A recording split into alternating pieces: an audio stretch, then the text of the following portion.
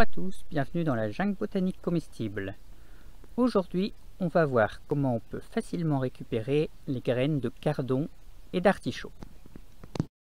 Donc le but, ça va être de transformer ça, une fleur ou une inflorescence de cardon bien mûre, en des petites graines. Et ça, c'est les déchets. Bon, alors, donc première étape, ça va être de récolter donc les cardons. Donc il faut qu'ils soient bien mûrs, bien secs. Donc vous voyez, ça va ressembler à ça. Et d'ailleurs, quand ils sont mûrs, ben, il y a les graines qui vont commencer à s'échapper. Vous voyez, ça essaye de se sauver. Un peu comme les pissenlits. Donc,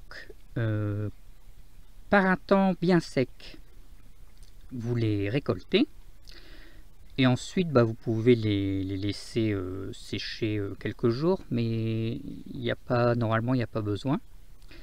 Par contre, s'il a plu, il faudra vraiment faire attention parce que vous voyez que l'eau va vraiment rester dedans. Donc, très important, il faudra que ce soit sec.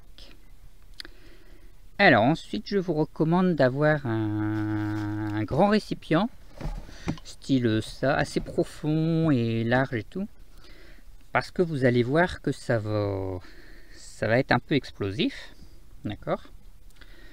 Ensuite, il vous faudra un autre récipient pour les déchets. Donc pareil, un super grand récipient, parce que bah, ça va faire vraiment un volume de déchets assez monstrueux, d'accord. Ensuite, bah, de préférence, vous vous mettez dehors, parce que sinon, vous allez en avoir partout dans la maison. Et ensuite, on va commencer. Bon, j'ai posé la caméra, donc ça ne devrait pas bouger. Alors, le cardon bien mûr. Alors, première étape, alors vous voyez que si vous le retournez, ça fait rien. Vous pouvez tirer dessus comme ça, et vous avez les graines. Et donc, une à une, vous les mettez dans votre boîte. Mais bon, ça risque d'être un peu long. D'accord. Donc, ce que vous pouvez faire, c'est vous écarter les petites choses de l'extrémité pour l'ouvrir. Donc, faire attention, ça pique un peu. Il y a des petits poils qui piquent là. Donc voilà, donc vous l'ouvrez bien, comme ça. Vous voyez. Et là, on peut voir, donc si on tire, on a toujours les graines. Et ça sort pas quand même. Alors là, il faut un outil magique.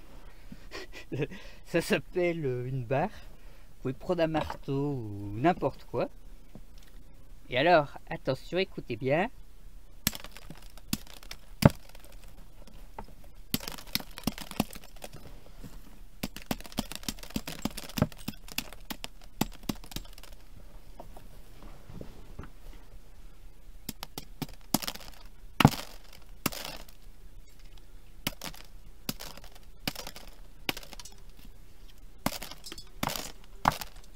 Donc on peut voir que toutes les graines tombent. Bon, il y en a la moitié qui vont à côté parce que j'essaye de vous montrer bien. Et on peut voir vraiment que c'est pas en un coup que tout va tomber. Le cardon, il a prévu que ces graines ne tomberaient pas toutes en même temps, mais elles seraient vraiment disséminées sur du long terme en fait, au fur et à mesure du temps en fait. Donc quand il y aura beaucoup de vent et voilà que ça mûrira plus, voilà. Donc ça permettra à la plante vraiment de disséminer un peu partout et au fil du temps pour avoir plus de succès pour la repousse. C'est pour ça donc qu'il faut vraiment le faire beaucoup. Et donc bah, ça va faire comme pour le pissenlit, sauf que le pissenlit lui, il a vraiment prévu à l'opposé de le faire vraiment tout d'un coup. Donc dès qu'on souffle, toutes les graines elles s'en vont en même temps. Tandis que le cardon, non. Lui, c'est du costaud. Et voilà. Et là, vous pouvez même récupérer la fleur, qui est assez jolie. Et ça se conserve indéfiniment. Ça. Voilà.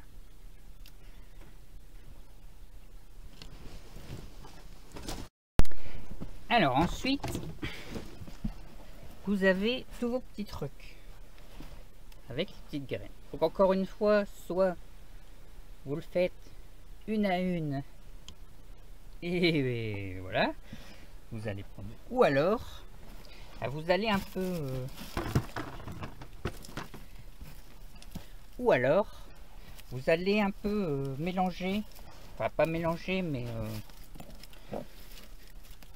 un peu écraser, on va dire, les graines et leurs petits pompons, ce qui va provoquer la séparation des graines. D'accord. Ensuite, là, vous jetez. Donc vous le faites plusieurs fois, mais en essayant, voilà, que les graines, elles doivent tomber en fait. Ouais. Donc c'est un petit jeu. Ça.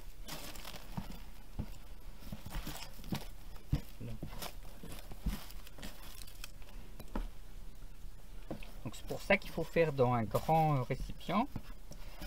Et les graines, comme elles sont plus lourdes et qu'elles ont moins de volume, elles vont aller au fond. Et donc c'est assez facile de retirer les petits popos.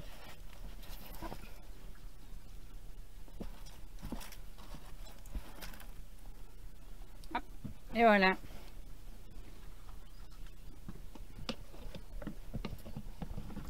Et alors là, écoutez bien.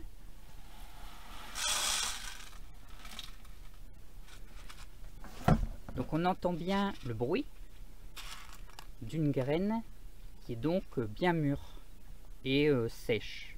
Voilà. Parce que vous pouvez avoir des cardons qui ont avorté ou autre et qui vont avoir des graines qui seront immatures ou qui seront pas terribles. Donc on vérifie que les graines, elles sont bien pleines et assez grosses. Voilà. Enfin la taille, c'est surtout, voilà, qu'elles doivent être vraiment dures et pas toutes molles. Voilà. Voilà, donc voilà, et j'ai vraiment réussi. Donc sur un cardon, voilà, vous pouvez avoir, je sais pas, peut-être une centaine de graines. Ça dépend de la taille et de l'énergie que vous mettez. Parce que voilà, je suis sûr que si vous fouillez, il y en a encore là-dedans. Alors moi, après, les trucs comme ça, ceux qui ne sont pas terribles, je vais les mettre dans les pots en fait, dans la terre. Comme ça, s'il reste des graines dedans, elles pourront germer. Voilà. Bon, donc normalement, je devrais avoir vraiment des cardons partout l'année prochaine. Voilà. Bon, ce serait dommage de les manger comme ça. Je sais pas si c'est bon à manger. Mais bon, en tout cas, voilà. Vive les cardons! Allez, à bientôt dans la jungle. Bon, je vous recommande aussi de ne pas laisser traîner vos boîtes avec vos graines. Sinon, vous risquez de devoir tout ramasser et encore d'en perdre la moitié. Donc, j'ai pas dit, mais il faut, vous pouvez nettoyer après vos graines. Donc, l'idée, c'est de retirer le surplus. Donc, soit vous retirez un peu à la main comme ça, soit vous faites ça en soufflant.